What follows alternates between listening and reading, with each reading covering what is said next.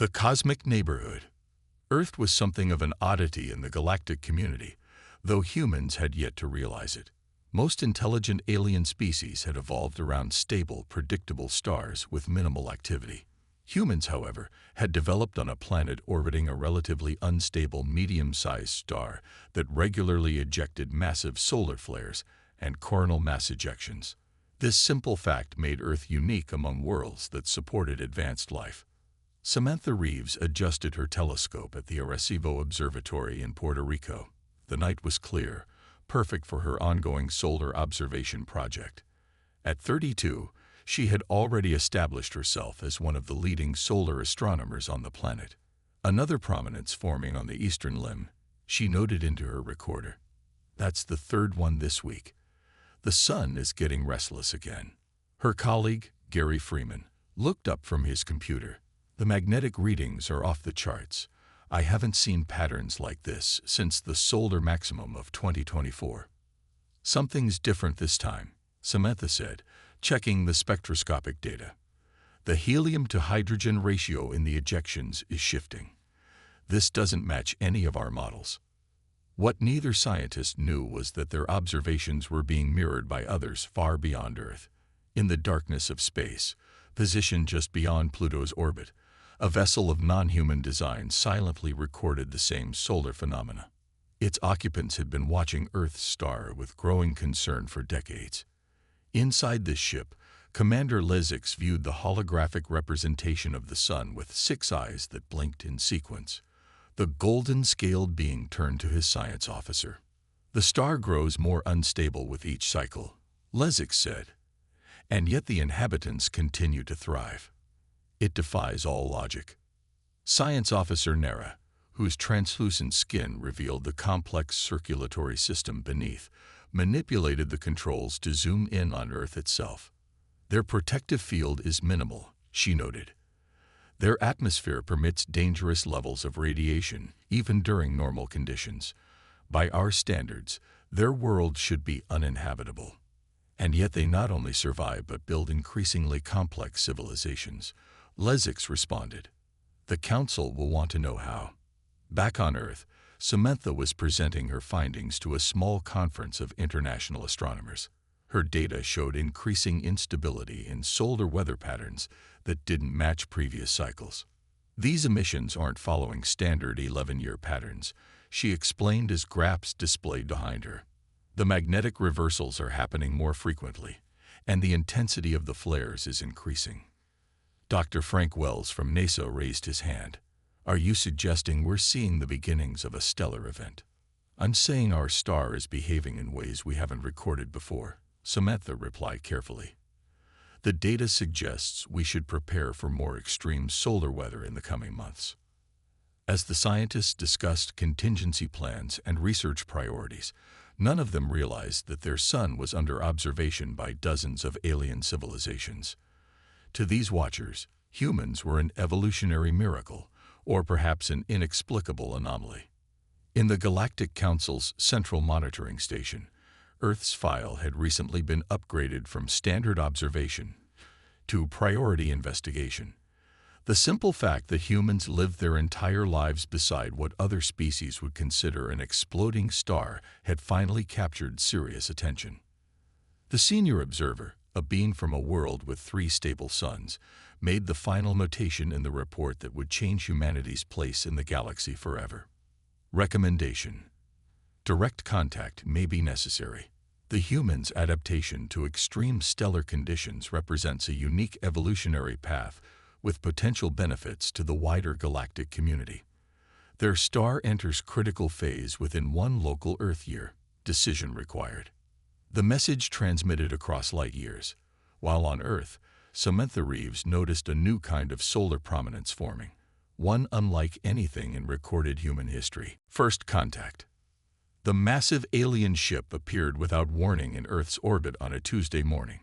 It simply materialized where nothing had been moments before, a sleek vessel nearly 2 miles long with a pearlescent surface that seemed to absorb and reflect sunlight simultaneously. Captain John Miller was the first human to witness the arrival. He had been performing routine maintenance on the International Space Station's solar panels when movement caught his eye.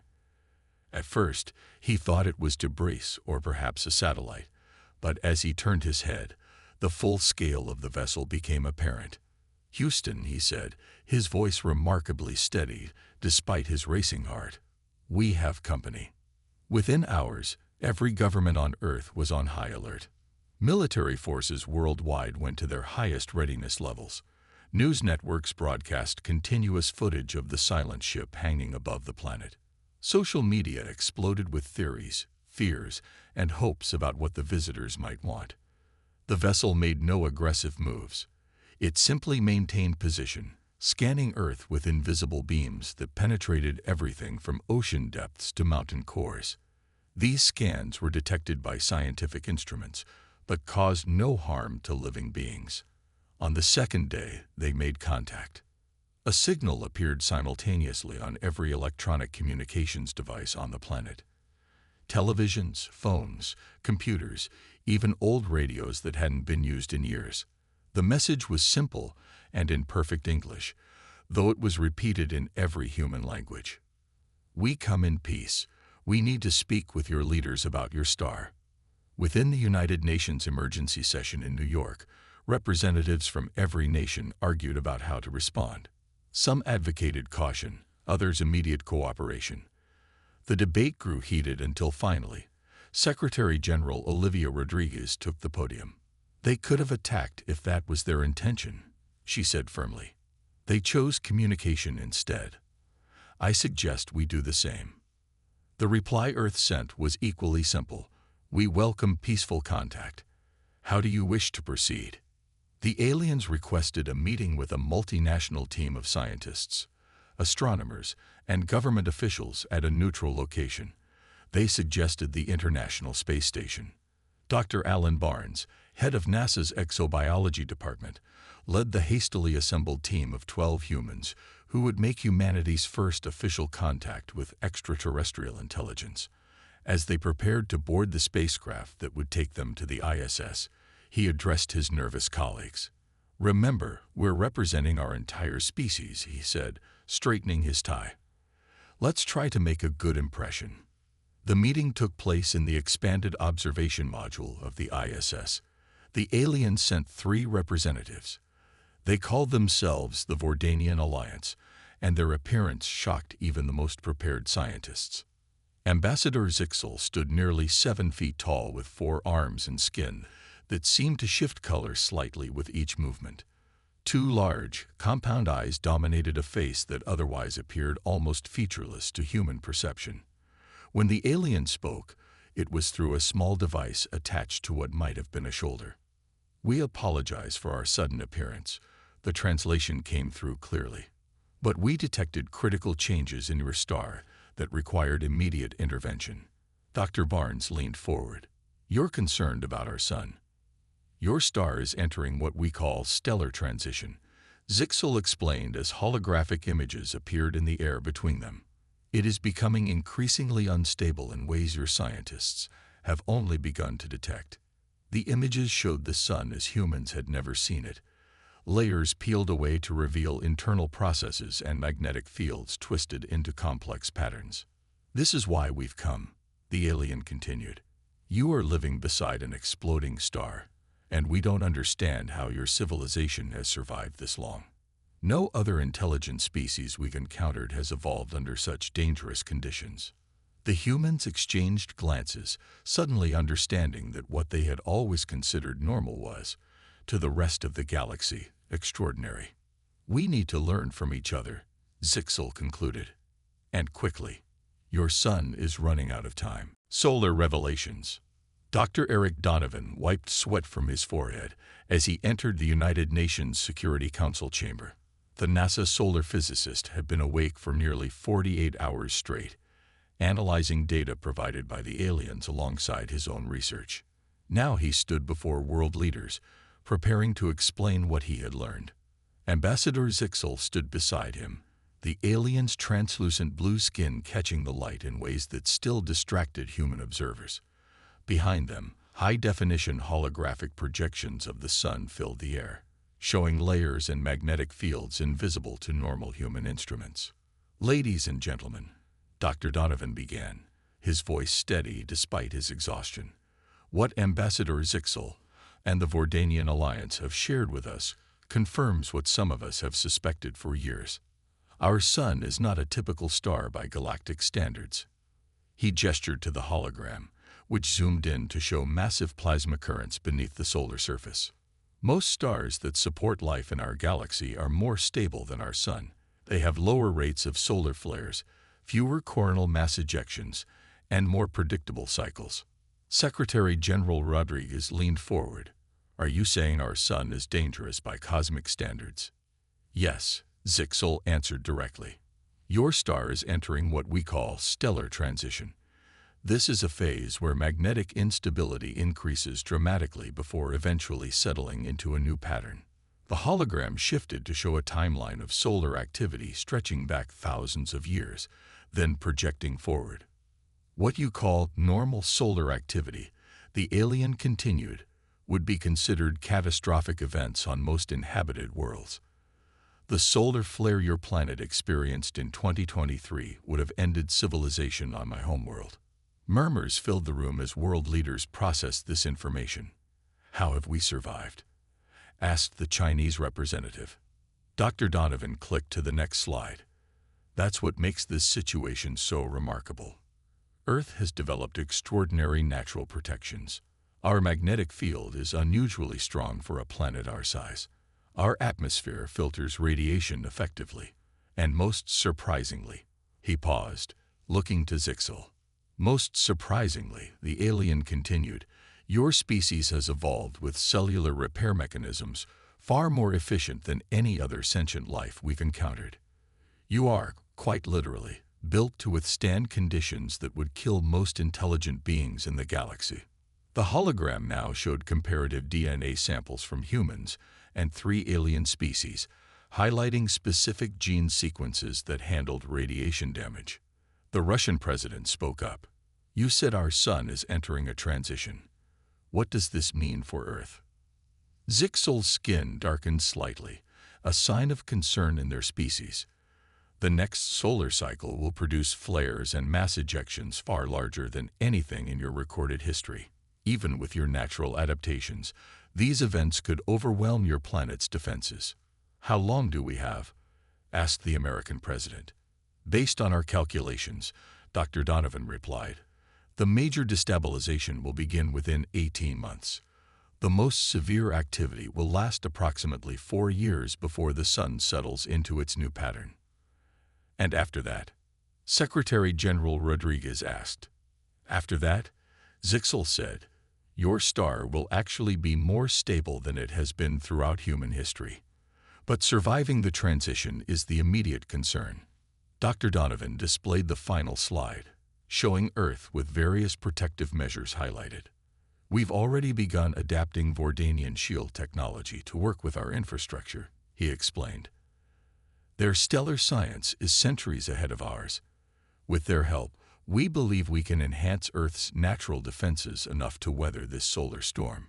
No other species has evolved under such conditions," Zixel added. "Your adaptability is unique in our experience. We came not just to warn you, but to study how you've survived beside what we would consider an exploding star. There is much we can learn from each other." As the meeting continued into the night, scientists and leaders from both species began planning for the greatest challenge humanity had ever faced. A challenge that, ironically, they had been unconsciously preparing for since the first humans looked up at the sky. Humanity's strange resilience. The alien scientific team set up their main research facility in Antarctica, far from population centers and with minimal electromagnetic interference. Chief Researcher Krell, a tall being with 6 limbs and eyes that could see across the entire electromagnetic spectrum, led the investigation into human physiology. The Vordanian scientist had studied dozens of sentient species across the galaxy, but humans presented unique questions. "These readings must be incorrect," Krell said, examining the latest test results. "Run the analysis again." Dr. Susan Clark, The human biologist assigned as liaison to the alien team smiled slightly. I've already verified them 3 times. The results are accurate. Krell's upper limbs made a gesture of disbelief. These humans have adapted to radiation levels we consider emergency situations.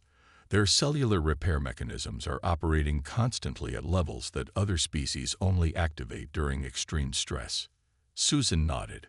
We evolved under these conditions. To us, this is simply normal. The testing chamber nearby held 20 human volunteers from different genetic backgrounds. They had undergone extensive non-invasive scans while exposed to various radiation levels that mimicked solar flare conditions. Their bodies had responded with remarkable efficiency. Look at these repair enzymes, Krell indicated on the display. They activate automatically at radiation levels that would trigger evacuation protocols on most worlds. And they work while the humans remain conscious and functional. Susan examined the results herself. Though she had studied human biology her entire career, seeing it through alien eyes gave her new perspective. We never realized how exceptional these adaptations were because we had nothing to compare them to. Krell's report to the Galactic Council that evening was met with skepticism.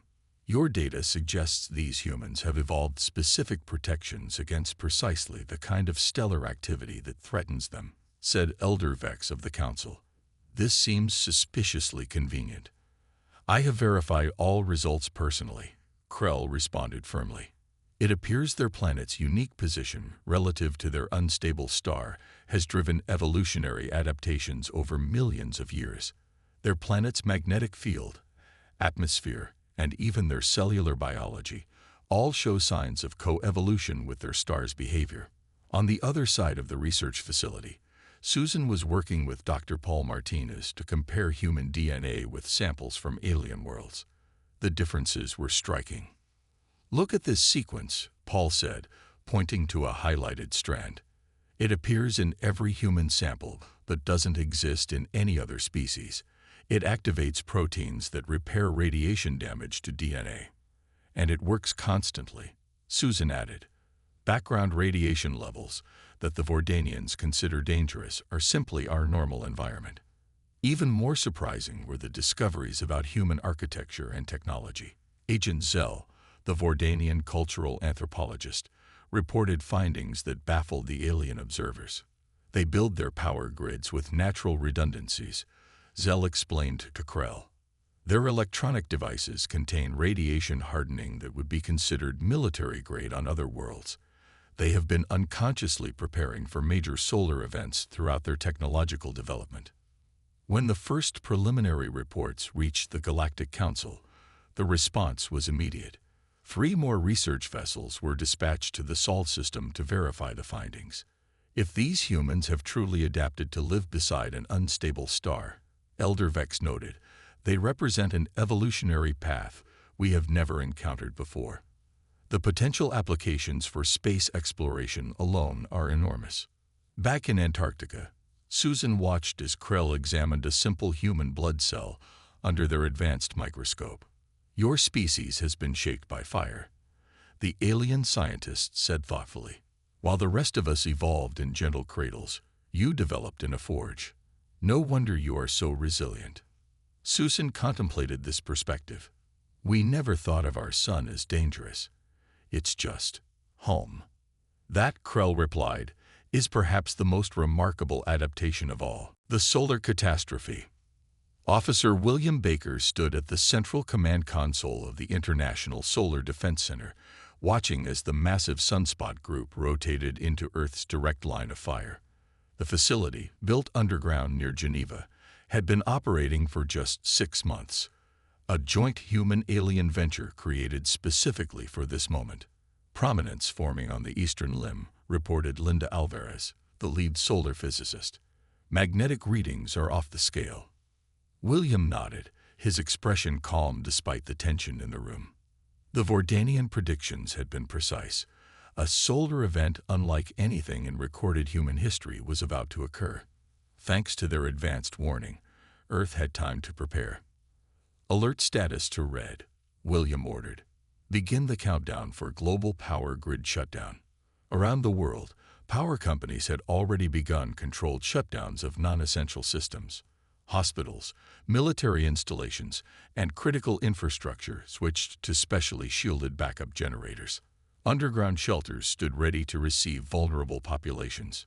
In orbit, the 6 shield satellites, built with Vordanian technology, moved into final position.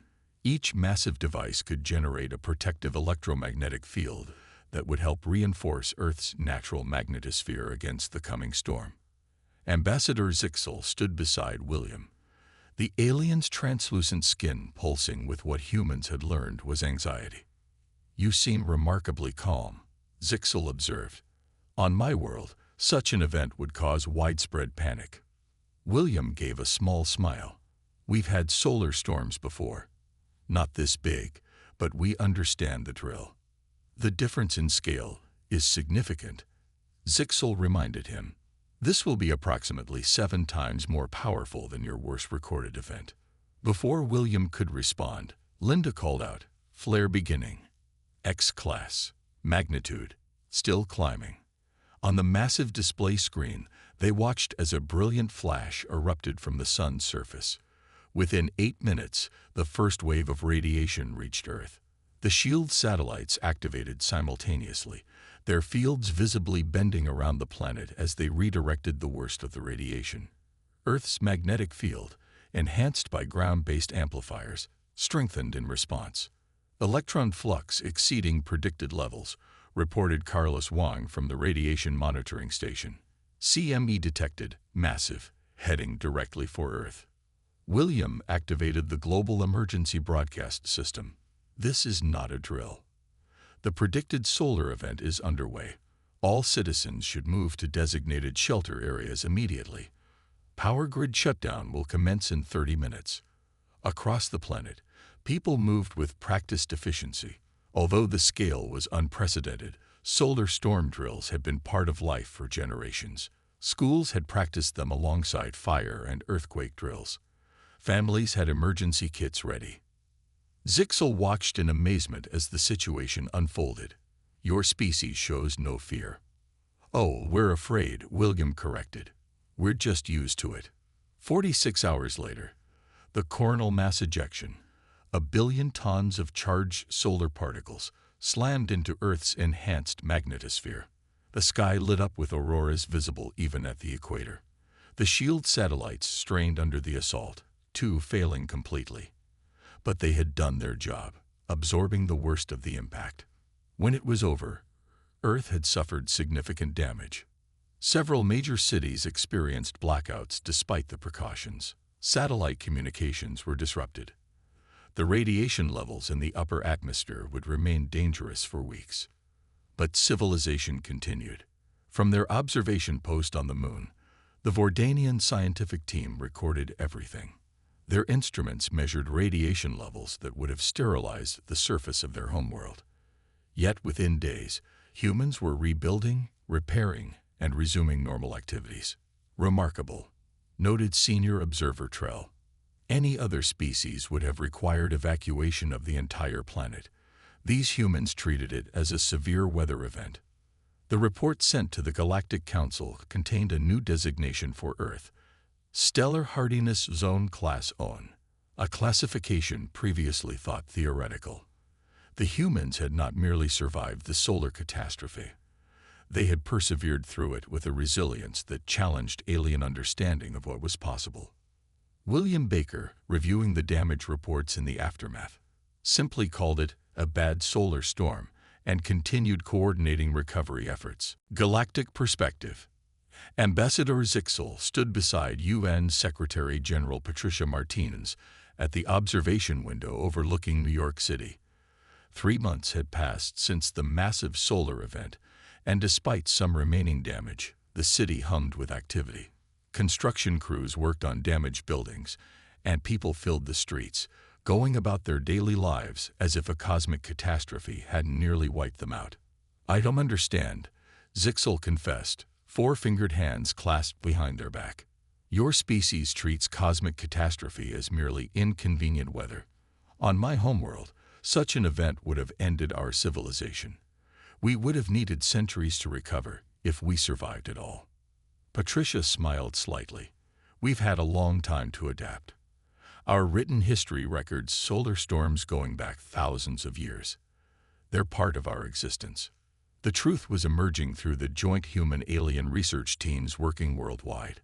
Humanity had been shaped by its dangerous star into something uniquely resilient, while other species had evolved in gentle, nurturing stellar environments with predictable conditions. Humans had been forged in a crucible that made them exceptionally adaptable. At the Solar Defense Research Center in Colorado, Dr. Kevin Ford led a delegation of alien scientists through the facility. As lead engineer on the Solar Shield project, he had helped integrate Vordanian technology with human ingenuity to create Earth's newest defenses. Your radiation hardening techniques are remarkably efficient, noted Chief Scientist Kren, examining the shield component. Yet you developed these before you knew the true danger of your star. Kevin nodded. We've always lived with this threat. We don't know any other way. Every few decades, a major solar storm would knock out power grids or communication systems. We'd rebuild, create better protections, and move forward. Your species evolved expecting disaster, Kren observed. Most intelligent life forms develop in environments where such threats are rare or non-existent. This fundamental difference explains so much about humanity that aliens found puzzling. The redundancies built into human systems, the emphasis on disaster preparedness, even certain aspects of human psychology. At the Galactic Council's emergency session, the debate about Earth continued. Representatives from 17 spacefaring civilizations gathered to discuss the implications of humanity's unique evolutionary path. They are dangerous, argued Representative Noor of the Pleiades Alliance. A species evolved under such pressure will naturally be more aggressive, more territorial. Perhaps, countered Elder Vix of the Syrian Confederation. But they are also remarkably cooperative in crisis. Their planetary response to the solar event showed coordination we rarely see in young species. The Council had never encountered a situation quite like Earth before. Most inhabited worlds orbited stable stars chosen specifically for their safety. The idea that intelligence could evolve and thrive beside what they considered an exploding star challenged fundamental assumptions about life in the galaxy. Back on Earth, humanity was beginning to understand its unique place in the cosmic order. Schools updated their science curriculum to include comparative stellar environments. News programs featured interviews with alien representatives explaining how unusual Earth's sun was by galactic standards. Dr. Lisa Young, addressing the International Astronomical Union, summarized the new perspective. We've always thought of our sun as average, ordinary. Now we know it's actually quite volatile by cosmic standards. This changes not just how we see ourselves, but how we understand our place in the universe. For many humans, this revelation brought a certain pride. They had not just survived, but thrived beside a star that other intelligent species considered too dangerous for habitation. Ambassador Zixel, completing their report to the Vordanian High Command, included this observation. The humans do not merely endure their harsh environment, they embrace it. Their art celebrates the beauty of solar flares. Their children learn about stellar dynamics in elementary school. What we see as existential threat, they see as simply home. Perhaps there is wisdom in this perspective that our more sheltered evolution has denied us. Knowledge exchange. The Vordanian Alliance proposed an unprecedented exchange. Advanced stellar containment technology for human expertise in surviving extreme conditions. The proposal came 6 months after the massive solar event, when both species had time to assess the situation fully. Your survival techniques have galactic applications we never considered, Ambassador Zixel explained to the United Nations Special Committee. Meanwhile, our stellar science could help protect Earth during the remaining transition period. The exchange program would involve both technologies and people. Humans would visit Vordanian worlds while alien scientists would live among Earth communities, each learning directly from the other's experience. Commander Laura Wilson stood on the launch pad beside the sleek Vordanian transport vessel. At 42, The former Air Force pilot and engineer had been selected to lead the first human delegation to visit Vorden Prime. Her team of 12 specialists represented fields ranging from radiation shielding to emergency management. "Remember," she told her team, "we're not just scientists now. We're ambassadors for our entire species." Dr. Ryan Carter, a specialist in radiation-resistant materials, nodded nervously. "Do you think they'll understand our solutions? They evolved in such different conditions." "That's exactly why this exchange matters," Laura replied. "They see problems we don't even recognize, and we solve challenges they never faced." The journey to Vorden Prime took just under 3 weeks using the aliens' faster-than-light technology. When they emerged from the ship, the humans faced their first shock. The sky. 3 small, stable suns created permanent daylight across the Vordanian homeworld, with none of the solar fluctuations Earth experienced. "No wonder they were stunned by our star," Ryan whispered. "Their whole world is bathed in constant, gentle light." The Vordanian Scientific Academy welcomed the humans with a ceremony that highlighted the historic nature of the exchange. Elder Scientist Krell addressed the gathering. "For generations, we avoided systems with unstable stars," Krell explained. "We believed intelligent life could not evolve in such harsh conditions. Your existence challenges everything we thought we knew about adaptation and survival."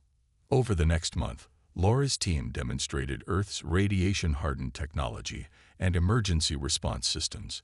The Vordanians were particularly fascinated by the simple solutions humans had developed: Faraday cages built into buildings, backup systems that could operate independently, and materials designed to withstand electromagnetic pulses.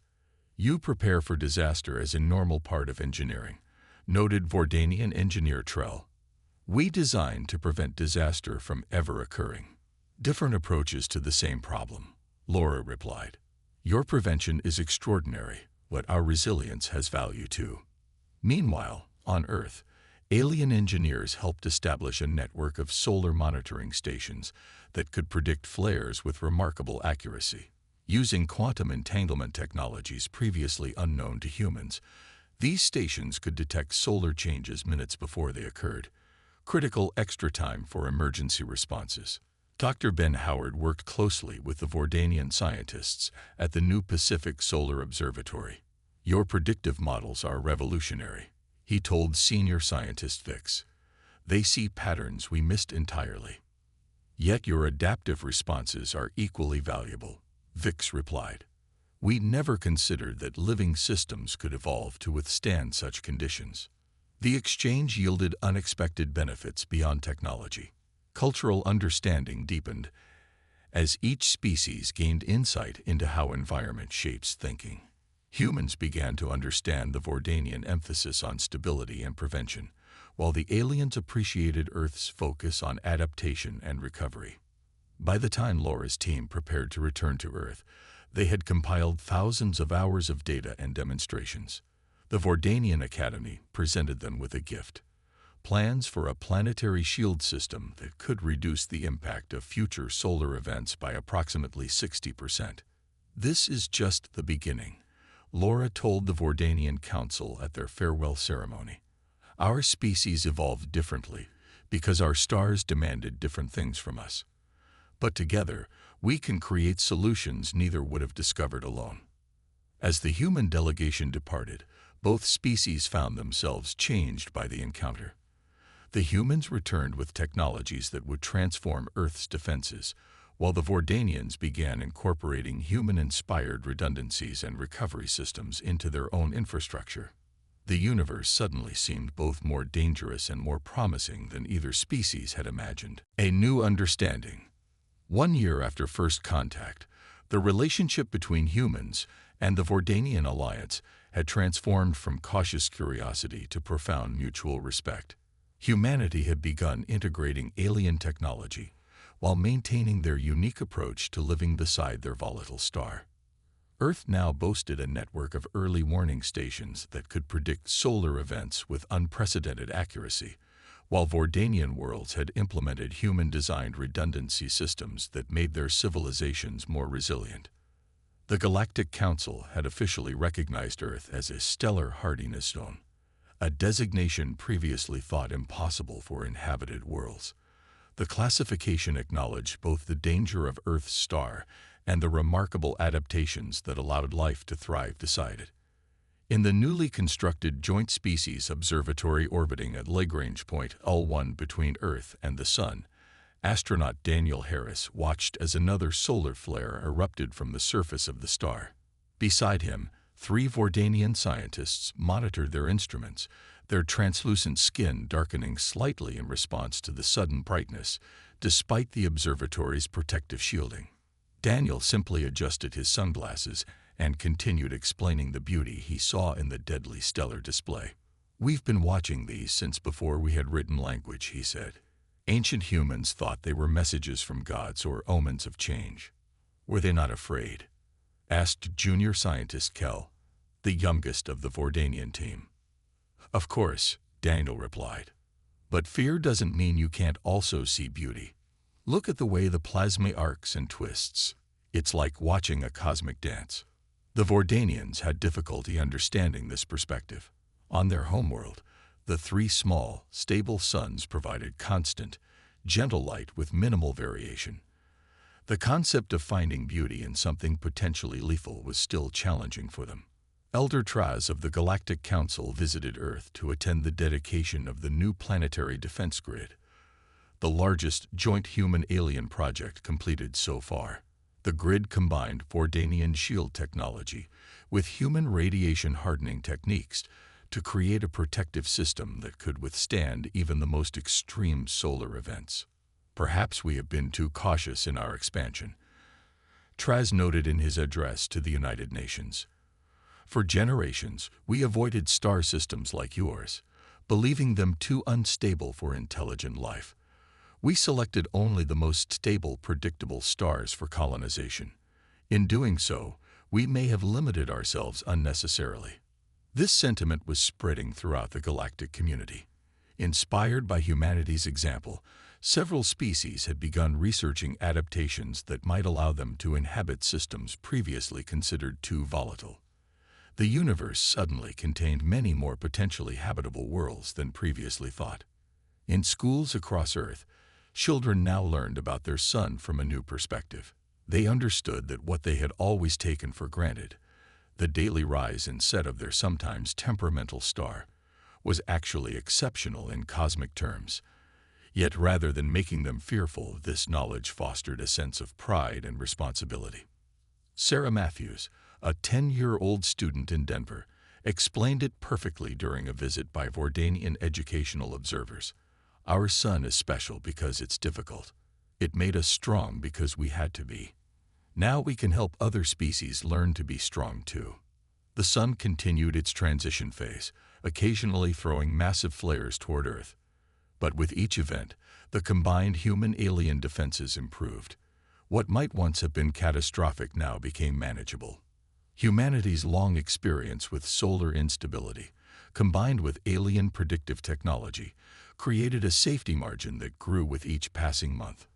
In the Vordanian Academy of Sciences, a new department had been established: Adaptive Resilience Studies. Its mission was to study how species might evolve to thrive in environments previously considered hostile. Earth was the primary case study. As a particularly bright solar flare erupted one autumn morning, casting strange shadows across northern cities and triggering aurora displays visible even at noon, few humans panicked. They paused, looked up at the sky, and continued with their day. Some took photos. Parents explained the phenomenon to curious children. Life went on. From their various observation points, the aliens watched with continued amazement. The species that lived beside an exploding star had not just survived. They had made that dangerous environment their home. And now they were teaching the rest of the galaxy how to do the same.